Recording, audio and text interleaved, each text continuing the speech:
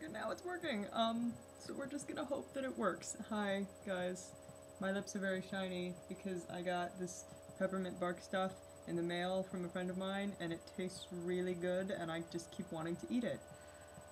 So I'm gonna stop that, and that was needless. I just wanted to say, look at this shiny thing that people sent me in the mail. She also sent me these gloves in the mail, which is why I'm wearing them, because they're very Christmassy, and it's Christmas Eve tomorrow, so I thought I might as well be Christmassy, even though you're not really gonna see my hands. I'm also really cold, so...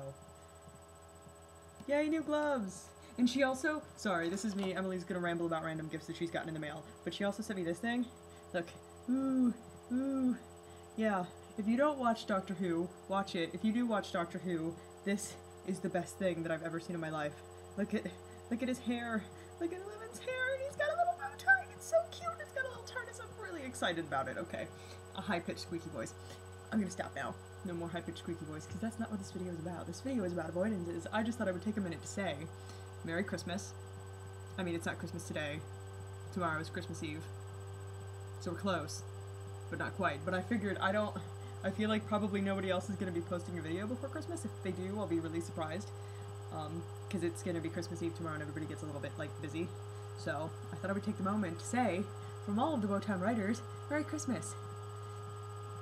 Yay! If you don't celebrate Christmas, Happy Hanukkah, or Kwanzaa, or all those other things that we learn about in school, Happy Holidays, etc. I celebrate Christmas, so I'm just gonna say Merry Christmas!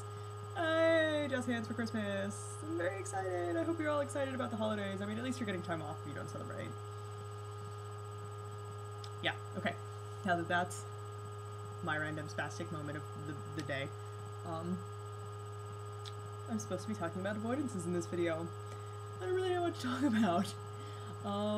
Things that I avoid. What do I avoid? I avoid bugs, church, spiders, fish, trains, sleeping, apparently. Yeah, none of those things are things that I avoid in writing. Those are just things I avoid in general. So I don't really think they apply, but generally, those are the things I avoid in real life. So I think my characters tend to avoid them. That's how I'm gonna connect it. I think my characters tend to avoid them as well. Never had anybody purposely avoid a train, but trains are scary. I don't... Avoidances in writing. What do I avoid in writing? Cliches. That's a good thing to avoid in writing. Cliches are really... I mean, they're cliches, so don't write them, because they're boring, and we've seen them before a million times, and if you're gonna write a cliche, at least try and make it different, but then it's not a cliche, so... Or at least if you're gonna write a cliche, do it with purpose. Purposeful cliches can work sometimes. I want to look at myself and not at the camera, and I should look at the camera instead of at myself, because, yeah, I have the same problem when I use a teleprompter for work. That has nothing to do with this video as well. This is a very ADD video today. I think it's because I'm, like, all hopped up on, like, I got Christmas stuff in the mail, and it makes me very excited. I get really happy when people send me things in the mail. And nobody ever sends me anything in the mail except for Christmas. People should send me things in the mail more often, because I'd just be a happier person. That's a lie. You don't have to send me things in the mail. We should start a chain letter. Sorry. Okay. Nope. I'm done. ADD moment over. I just need a pen pal. That's all I need. I'm supposed to be talking about avoidances. Avoidances. Cliches. That's on the list. Slang, I think I try to avoid. And that's absolutely necessary. Writing accents, I try to avoid. Because I think it gets really complicated when you start writing accents, and I think it does make sense in some cases. Like, if you write...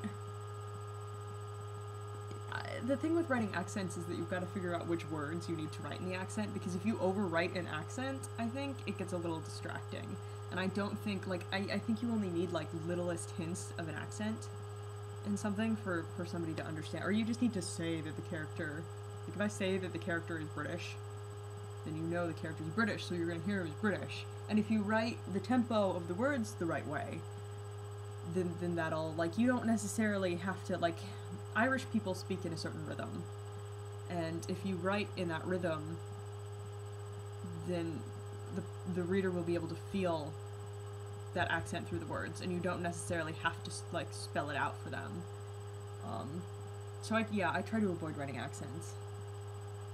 in general, because, like, well, and particularly, like, there's no real way to write, like, a British accent. I'm swaying back and forth, I'll stop. Like, there's no real way to, like, I mean, if I'm speaking a British accent at you, then you can hear it.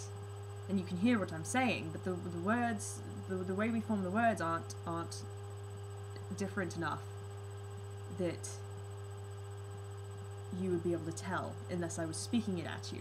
So it's easier when somebody can hear the accent. So, like, if, like, a southern accent on paper can work, because with southern accents you drop certain portions of the word, and I guess with British accents that happens too, but, like, you can't, accents are hard to write. Don't overwrite them, and don't get stuck trying to be like, how am I going to write this accent? I think generally all you have to do is tell your audience that they're that certain nationality and they'll get it. Generally, readers are smart people most of the time. Sometimes they're not, but that's not your fault if they're not smart. Don't worry about them being stupid. If they're stupid, that's their own problem. I shouldn't say that, that's mean. Avoidance, I don't know what else I avoid, but,